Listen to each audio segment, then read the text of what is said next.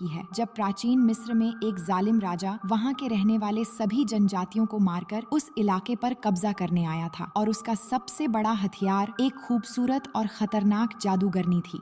लेकिन उस राजा के मुकाबले में खड़ा होता है एक ऐसा योद्धा जो उन्हीं मजलूम जनजातियों में से एक था। पर क्या वो अपने मिशन में कामयाब होगा और कैसे उस खूबसूरत जादूगरनी का सामना करेगा, देखेंगे हम आज की इस कहानी में। तो कहानी की शुरुआत में हमें हजारों साल पहले का दृश्य दिखाया जाता है, जिस दौर में इजिप्ट के लोग कबीलों में रहते थे और उस समय इजिप्ट में पिरामिड की शुरुआत भी नहीं हुई थी। लेकिन उसी दौर में वहाँ पर एक खतरनाक कबीला आया जिसका सरदार था मेमनॉन, और उसने वहाँ के सारे कबीलों पर हमला करके अपना कब्जा जमा लिया। दरअसल मेमनॉन की इन सारी जीतों की वजह थी उसकी जादूगरनी कसांड्रा, जो अपनी शक्तियों से भविष्य में होने वाली जीत या हार के बारे में पहले ही उसे बता देती थी और मेमनॉन उसी के अनुसार अपना प्लान बनाता था। अब बस कुछ ही आजाद कबीले बचे थे जो अब छुप छुप कर रहते थे। उन बचे हुए कबीलों के सरदार भी अब मेमनॉन से युद्ध नहीं करना चाहते थे और इसकी सबसे बड़ी वजह थी मेमनॉन की जादूगरनी कसांड्रा, क्योंकि वो अच्छे से जानते थे कि जादूगरनी कसांड्रा के होते हुए वो कभी भी मेमनॉन से जीत नहीं पाएंगे। लेकिन उनमें से एक कबीले का सरदार जिसका नाम फिरून था, वो अभी भी मेमनॉन से लड़ना चाहता था। इसलिए वो एक कबीले के 3 जाबाज योद्धाओं को बुलाता है जो बहुत ही खतरनाक होते हैं। उनमें से सबसे बेहतरीन योद्धा का नाम मथायस होता है और वो इस कहानी का मेन किरदार भी होता है। असल में उनके कबीले को मेमनॉन ने पूरी तरह खत्म कर दिया था और ये अपने कबीले के आखिरी बचे हुए लोग थे। अब फिरौन उन्हें मेमनॉन की जादूगरनी कसांड्रा को मारने के लिए कहता है और इसके बदले वो अपने खजाने के आखिरी कुछ बेशकीमती पत्थर उन्हें देता है। तो वो तीनों भी जादूगरनी कसांड्रा को मारने के लिए तैयार हो जाते हैं। लेकिन फिरून का बेटा अपने पिता के इस फैसले से बिल्कुल भी खुश नहीं है। इसके बाद मथायस और उसके साथी मेमनॉन की ओर बढ़ने लगते हैं।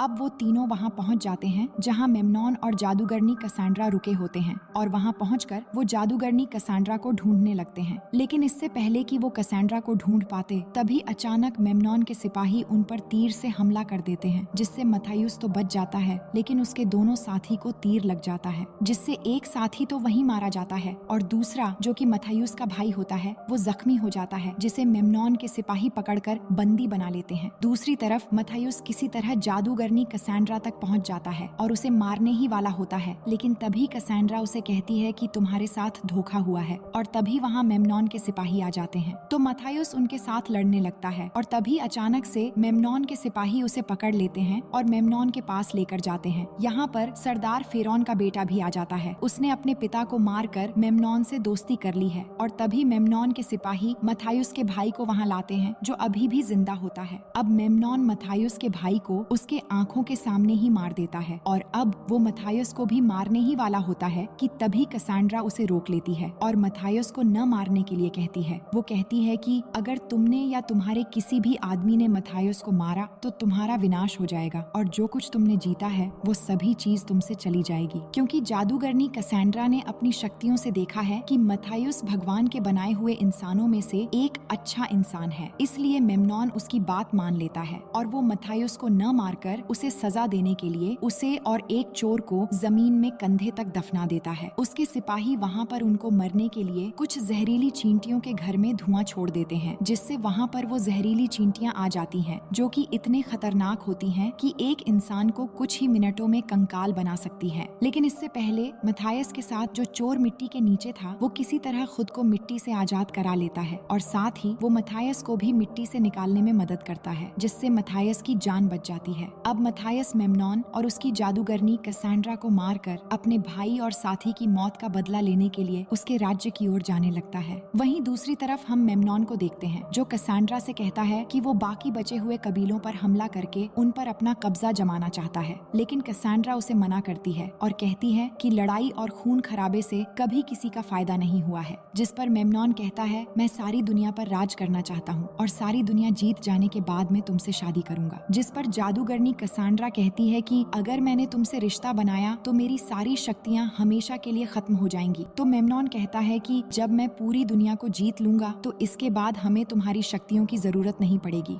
वहीं दूसरी तरफ मथायस और वो चोर अब मेम्नॉन के राज्य में पहुंच जाते हैं, जहां पर एक बच्चा मथायस से वो बैग चुरा लेता है जिसमें वो बेशकीमती पत्थर था। लेकिन आखिरकार मथायस उस बच्चे को पकड़ लेता है। दरअसल ये बच्चा यहीं का होता है, तो उसे यहाँ की हर एक जगह के बारे में सब कुछ पता होता है। इसलिए वो उस बच्चे को मेम्नॉन के महल में उसे ले जाने के लिए कहता है, जिसके बदले वो उसे एक कीमती पत्थर देगा। तो वो बच्चा भी मान जाता है और मथायुस को महल के अंदर ले आता है, जहाँ पर उन्हें एक बूढ़ा आदमी मिलता है जो वहाँ पर बारूद बना रहा होता है। असल में ये बूढ़ा आदमी एक वैज्ञानिक है जो मेम्नॉन के लिए नई नई हथियारों का आविष्कार करता है। लेकिन ये बूढ़ा आदमी भी मेम्नॉन को पसंद नहीं करता, क्योंकि मेम्नॉन उसके साथ अच्छा सलूक नहीं करता। इसलिए मेम्नॉन चाहता है कि वो ये बारूद बनाए जिसे वो जंग में इस्तेमाल करेगा। तो मथायुस उस बूढ़े आदमी पर तलवार रखकर उससे पूछता है कि मेम्नॉन इस वक्त कहाँ मिलेगा। तो वो बूढ़ा आदमी बताता है कि मेम्नॉन इस वक्त तलवारबाजी का अभ्यास कर रहा होगा। तो वो बच्चा मथायुस को उस जगह लेकर जाता है जहाँ मेम्नॉन अभ्यास कर रहा था। इसके बाद मथायुस ऊपर चढ़ने से पहले उस बच्चे को एक कीमती पत्थर दे देता है उसकी मदद करने के लिए। इसके बाद मथायुस ऊपर चढ़ जाता है और मेम्नॉन को मारने के लिए जैसे ही वो उस पर निशाना लगाता है तो वो देखता है कि मेम्नॉन के सिपाही उस बच्चे को उसका दिया हुआ कीमती पत्थर के साथ पकड़कर मेम्नॉन के पास ले आए हैं, क्योंकि उन्हें लग रहा था कि इसने इस पत्थर को चुराया है। तो मेम्नॉन अपने सिपाही को उस बच्चे का हाथ काटने का ऑर्डर देता है, क्योंकि इजिप्ट में चोरी की यही सजा है। इसलिए मथायुस न चाहते हुए भी अपना निशाना उस बच्चे को बचाने के लिए उसके सिपाही पर लगाता है, जिससे मेम्नॉन के सिपाही मथायुस को देख लेते हैं और उस पर तीर चलाने लगते हैं। लेकिन मथायुस किसी तरह उनसे बचकर वहाँ से भाग जाता है और फिर वो भागते भागते एक कमरे में चला जाता है जहाँ पर जादूगरनी कैसेंड्रा नहा रही होती है। तो मथायुस जादूगरनी को किडनैप करके अपने साथ मेम्नॉन के महल से बाहर ले आता है, क्योंकि मथायुस जानता था कि मेम्नॉन उसे बचाने के लिए महल से बाहर जरूर आएगा। जब मेम्नॉन अपनी जादूगरनी को बचाने के लिए आएगा तो वो उसे मार देगा। उसे मारने के बाद उसकी जादूगरनी को भी मार देगा। इसके बाद मथायुस जादूगरनी को लेकर मुर्दों की घाटी की तरफ चल पड़ता है। अब रात हो जाती है तो वो तीनों आराम करने के लिए एक जगह सो जाते हैं और तभी जादूगरनी वहाँ से भागने की कोशिश करती है, पर मथायुस उसे देख लेता है, जिससे वो उसे पकड़कर पूछता है, क्या तुम भागकर मेम्नॉन के पास जाना चाहती हो? तो जादूगरनी कहती है कि नहीं, मैं उसके पास कभी नहीं जाऊंगी, क्योंकि उसने मुझे बचपन से बंदी बनाकर रखा है। तो अब मथायुस उससे पूछता है कि आखिर उस रात तुमने मेरी मदद क्यों की थी? जिस पर जादूगरनी उसे कहती है कि मैंने अपनी भविष्यवाणी में देख लिया था कि तुम मुझे मेम्नॉन के महल से छुड़ा लोगे।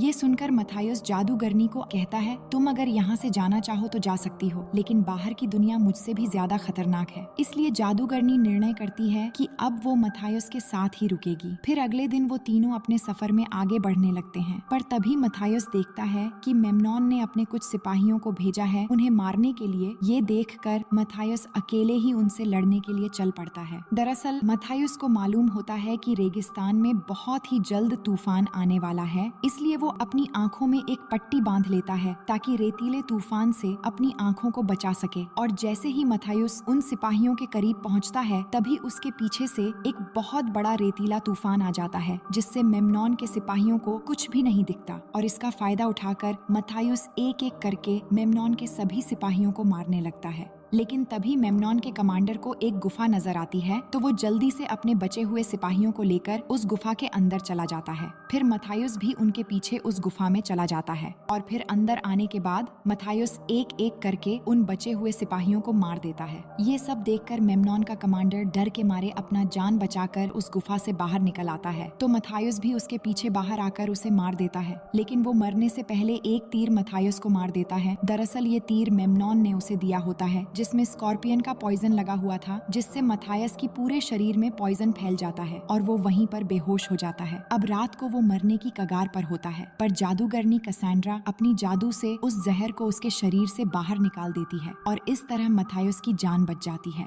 अगले सुबह जब मथायुस उठता है तो उसे मेम्नॉन के सिपाही के पास एक पक्षी मिलता है, तो वो उस पक्षी के जरिए मेम्नॉन को संदेश भेजता है कि उसके सारे सिपाही मारे गए हैं। मगर मेम्नॉन सबसे झूठ बोलता है कि मथायुस मर गया है, ताकि जंग से पहले उसके सिपाहियों का हौसला न टूटे। पर उसके सिपाही उससे बार बार कैसेंड्रा के बारे में पूछने लगते हैं, जिस पर मेम्नॉन उनसे झूठ बोलता है कि कैसेंड्रा महल पर ही है और उसकी तबीयत ठीक नहीं है, क्योंकि वो नहीं चाहता है कि कैसेंड्रा की वजह से उसके सिपाहियों का हौसला जो हमेशा से बुलंद रहा है वो टूट न जाए। वहीं दूसरी तरफ मथायुस, कैसेंड्रा और वो चोर जो रेगिस्तान में पानी की तलाश में इधर उधर भटक रहे होते हैं, तभी वहाँ पर एक ब्लास्ट होता है और वो देखते हैं कि ये वही बूढ़ा आदमी होता है जो महल में मेम्नॉन के लिए बारूद बना रहा था और अब वो बारूद बनाने में कामयाब हो गया है। असल में वो बूढ़ा आदमी भी महल से भागकर यहाँ पर आ गया है, क्योंकि मेम्नॉन को पता चल गया था कि उसने मथायुस को महल में मदद की थी और अब वो कैसेंड्रा को वहाँ देखकर बहुत ज्यादा खुश होता है।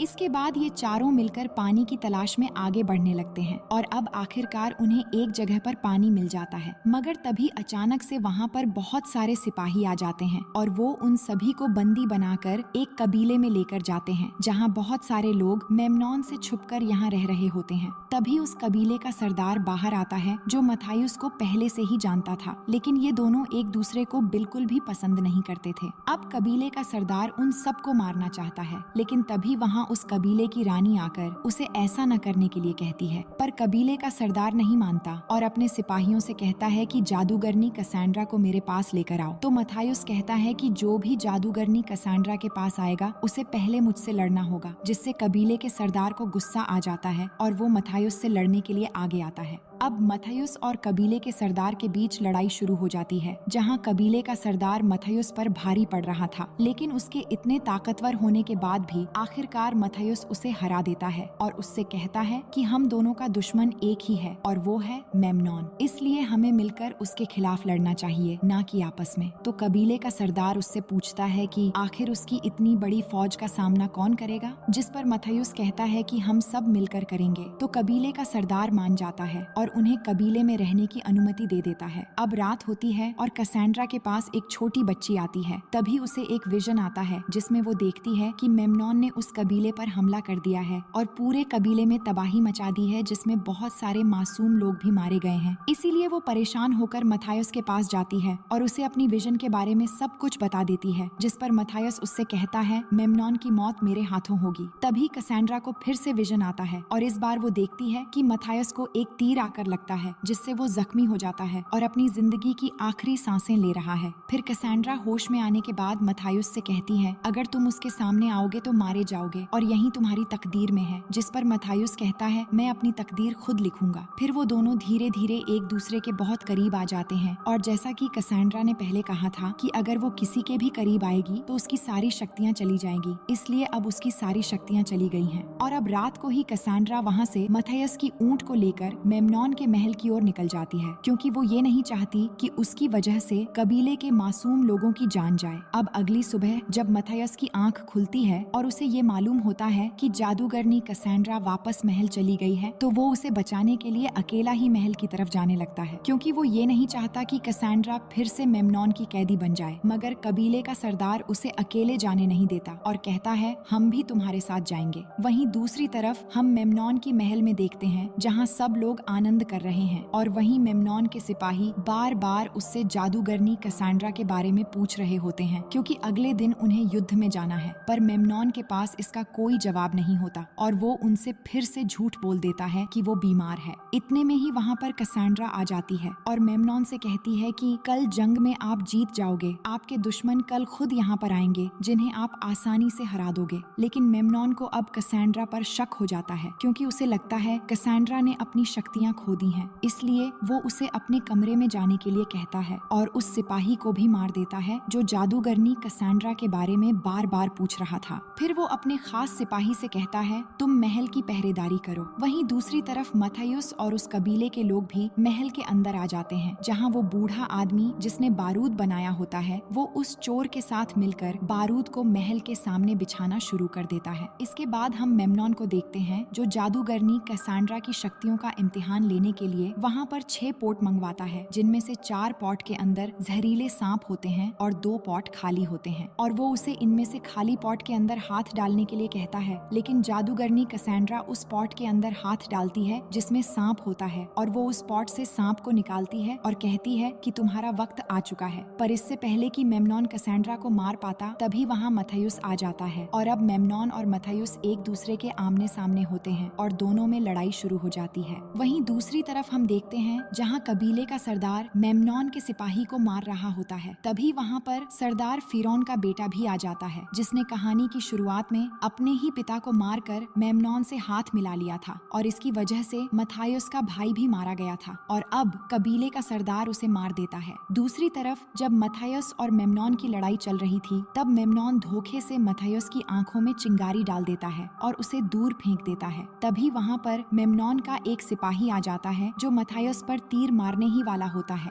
लेकिन इससे पहले जादूगरनी कैसेंड्रा उसकी तरफ भागती है ताकि वो मथायुस को बचा सके। लेकिन जब मथायुस ये देखता है तो वो कैसेंड्रा को पकड़कर घूम जाता है, जिससे वो तीर आकर उसकी पीठ पर लग जाती है और ये वही सीन होता है जिसे कैसेंड्रा ने अपने विजन में देखा था। तभी वो सिपाही अपनी तलवार लेकर मथायुस की तरफ बढ़ता है, लेकिन इससे पहले कैसेंड्रा उसे मार देती है। वहीं मथायुस जो अब बहुत ही जख्मी होता है, तभी उसे वहाँ पर पड़ी हुई एक धनुष दिख जाती है, जिसे वो उठा लेता है और अपने पीठ पर लगे हुए तीर को निकालकर मेम्नॉन की तरफ निशाना लगाता है। वहीं मेम्नॉन जो कि इस तरह के तीर को रोकने में माहिर होता है, लेकिन इस बार तीर इतनी ज्यादा तेज होती है जिससे तीर सीधा जाकर मेम्नॉन के सीने में लगता है और मेम्नॉन महल के ऊपर से गिरने लगता है। उसी वक्त वो चोर भी बारूद में आग लगा देता है और वहाँ एक बहुत बड़ा धमाका होता है और मेम्नॉन सीधा जाकर उस आग में गिरता है, जिससे वो जलकर वहीं मर जाता है। इस तरह मेम्नॉन का अंत हो जाता है और अब वहाँ सब लोग मथायुस को अपना राजा मान लेते हैं। फिर हम अगली सुबह का सीन देखते हैं जहाँ कबीले के सभी लोग वापस अपने कबीले जा रहे होते हैं। अब वहीं कबीले का सरदार जो अब मथायुस का एक अच्छा दोस्त बन चुका है, वो भी अब मथायुस को अलविदा कहकर वापस अपने कबीले की ओर निकल पड़ता है। वहीं कैसेंड्रा मथायुस से कहती है कि अब हमारे राज्य में सुख और शांति आएगी, जिस पर मथायुस कहता है, मैंने सुना है कि अगर तुम किसी के करीब आओगी तो तुम्हारी शक्तियाँ चली जाएंगी, तो फिर तुमने ये सब कैसे देखा? तो कैसेंड्रा उसे कहती है कि मैंने झूठ कहा था, मेरी शक्तियाँ मेरे पास ही हैं। इस पर मथायुस पूछता है कि आखिर कब तक राज्य में सुख और शांति रहेगी? तो कैसेंड्रा कहती है, कोई भी चीज हमेशा के लिए अमर नहीं होती और यही हर राज्य की तकदीर है। इस पर मथायुस कहता है कि हम अपनी और इस राज्य की तकदीर खुद लिखेंगे। फिर दोनों किस करने लगते हैं और इसी के साथ ये कहानी